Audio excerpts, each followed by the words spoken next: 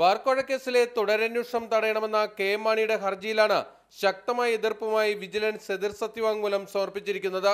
കേസിന്റെ വിവിധ വശങ്ങളെക്കുറിച്ച് ആഴത്തിലുള്ള അന്വേഷണം നടത്തിവരികയാണ്.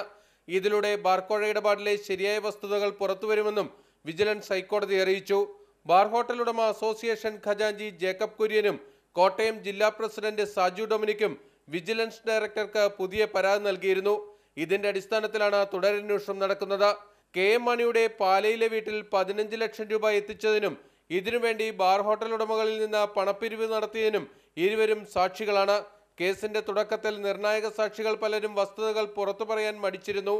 ഇപ്പോഴിതിന് മാറ്റം വന്നിട്ടുണ്ട്. സത്യസന്ധമായ അന്വേഷണത്തിലൂടെ കേസിന്റെ മുഴുവൻ കാര്യങ്ങളും പുറത്തു കൊണ്ടുവരേണ്ടതുണ്ട്. ഇതിന് അവസരം നൽകണമെന്നും കെ.എം. മാണിയുടെ ആവശ്യം തള്ളണമെന്നും വിജിലൻസ് ഹൈക്കോടതിയിൽ ആവശ്യപ്പെട്ടിട്ടുണ്ട്. വേനലവധിക്ക് ശേഷമാകും കേസിനി കോടതിയുടെ പരിഗണനയ്ക്ക് വരിക. മാതൃഭൂമി ന്യൂസ്, കൊച്ചി.